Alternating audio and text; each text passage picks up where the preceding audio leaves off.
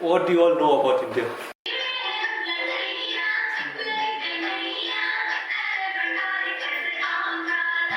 India is also called Bharat. That's the Indian name for India. There people also call it Hindustan. The name India actually comes from a river called Indus River, which is presently now it is in Pakistan. But as you all know, before long years back, India and Pakistan were like one country. So from that river, we got the name India.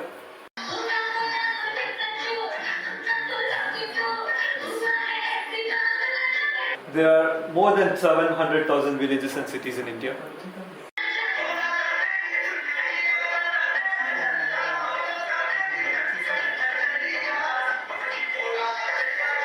There are like 4 religions that actually were born in India: Hinduism, Buddhism, Jainism, and Sikhism.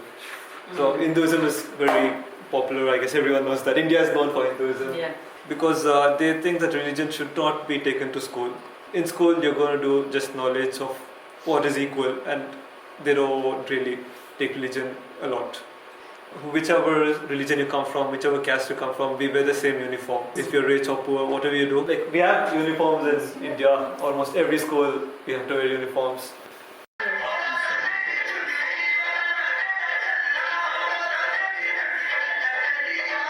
Because English is an official language, English and Hindi. And India doesn't have any national language. We don't have a national language. We just have official language. So almost every school and university, the first language is English every time. So everyone has to study English. That's because of the British.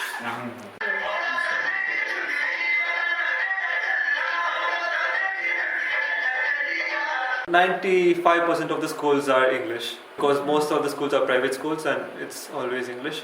But it depends on, there are few schools that are for the government schools, for example. Not every government school has English as first language.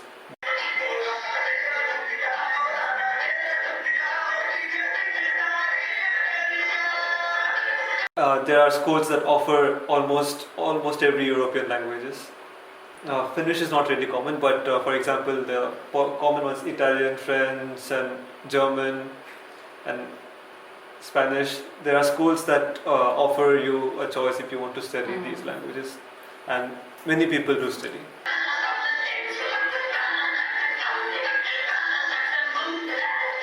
And we are allowed to, till grade 10, you have to study all the subjects. On your choices, most schools, like all the subjects, I mean social studies, science subjects, and mathematics, English, a regional language if you take. And so these are 5 compulsory subjects. On top of this, you have any optional if you want to take. But these 5 are compulsory for everyone until grade 10. And after that, for grade 11 and 12, which I'm in, you can choose you want to study only science, or only humanities, or only commerce, economics. So you have the option. Yeah.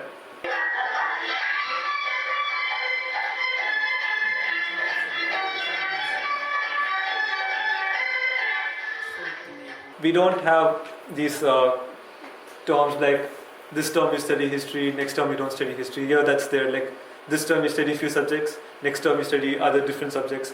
But in India, every term, throughout the year, you study all the subjects you have. And with the compulsory and optional, it reaches about 7-8 subjects. And 7-8 subjects throughout the year with fat books is really tough.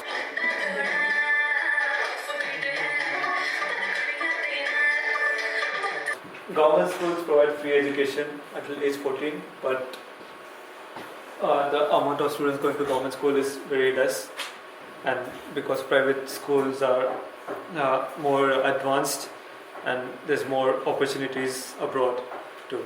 So everyone goes to private school, but the tuition fees is really expensive. So education in India is really expensive. For 1 year, it's around 5 lakhs. 6,000.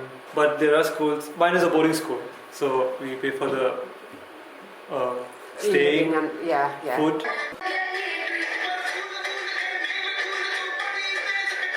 It depends in India, like because these are private schools. There's a lot of competition, so every school wants to be on the top. So Yes. every school has their different competitions. A lot of inter-school competitions are held in sports, academics, everything, and these rankings are they come out every year. So even schools take more fees to have better systems so that they can be on top. And and when you're in a school that's on the top, you get your universities are expensive too, and that's way more expensive. And with coming from schools like which are on the top in India, like top 10, top 20, and if you have the certificate that school gives you, you get more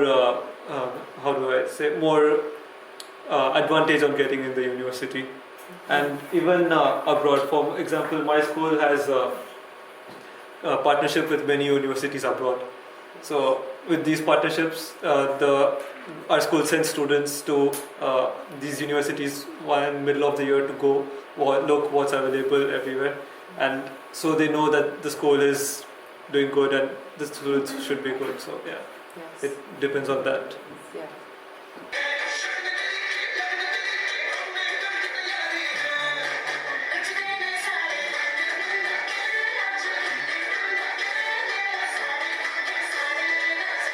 There's like three different systems, like this primary, then there's secondary, and there's the senior year, upper secondary. Mm-hmm. And it's like from grade 1 to 5, grade 5 to 8, and 9 and 10. Mm-hmm. Officially, you can start at 5 or 6 from grade 1. Yeah. When you we have matriculation exam in grade 10, and in grade 10, if you're around 16 or 17 years for matriculation exam, that's Mhm. good enough. So 10 years of 5 to 6, 15 to 16. And after that, we have. I've given my matriculation exams already, and now I'm in. You can either call it higher secondary school or your pre-university, before university. So it's like that. And we have a higher secondary examination, which is equally important as the matriculation examination. So I'll be giving that next year. It's 2 years. I started last year, and then this year I'm taking a gap because I came here, and I'll finish it next year. So it's actually 2 years. And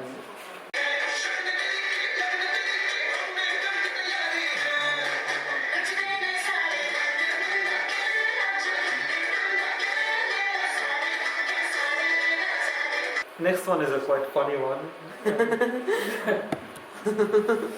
That's how a headmaster in Indian schools look. That's a teacher. And that's 3 are the senior students who are just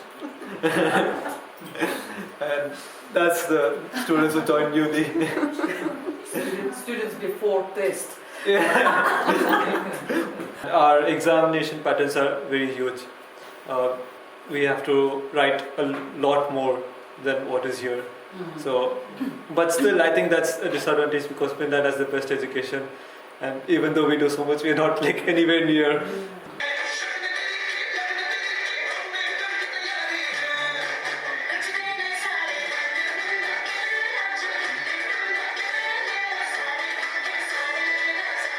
Yeah, I mean, even for education, here what you study is really different from what we study there.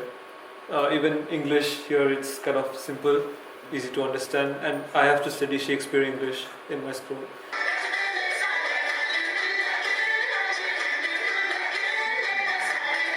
In India, we study a lot of unwanted stuff. What I realized after coming here, there's so much we study, a lot.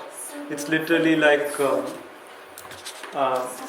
it's kind of everyone has to go. You have to study these subjects, and the information that's given, it's more than required. Like for me, I study Shakespeare in English, which I don't really need. I won't go and talk to anyone in Shakespearean language. So here everything is to the point.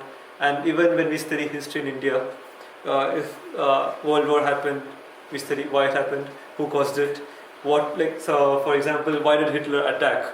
What was Hitler's mind when he attacked? Okay. What was Hitler's followers' mind when he attacked? And all that, like a lot of things that we don't really need.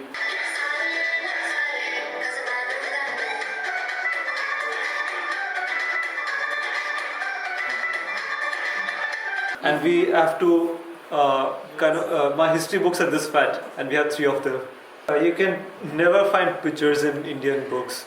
Until primary school, you can see some, but after that, it's just like your Bible. No pictures, nothing. So we have to literally kind of not understand anything, but kind of put everything inside our head and go and put it out in the examination. And in India, we have to write a lot. Like there's very less of objectives. Like 1-word answers are really less. There's like few answers that I have to write at least 4 to 5 pages to get 8 marks. So, and like pages of this size, around 4 to 5 of them, and that's one answer. So, and you don't know because we have so many things, and one answer is like around 8 marks. There's very little questions in the examination, but you don't know from which part of the book it's going to come.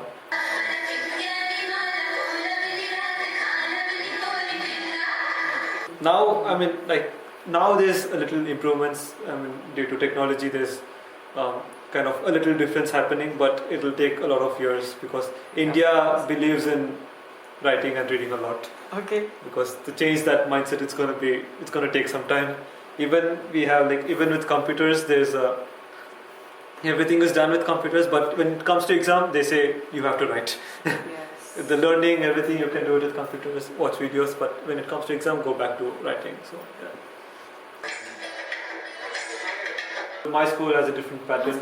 We have 3 months of school, and then we have 1 whole month of holiday, and then we have 3 months of school, 1 whole month of holiday. Every school has this academic year of 9 months. 3 months are dedicated to holidays in different ways. But in our school, because we're in a boarding school, these smaller 1 week holidays and stuff, we don't really get a lot.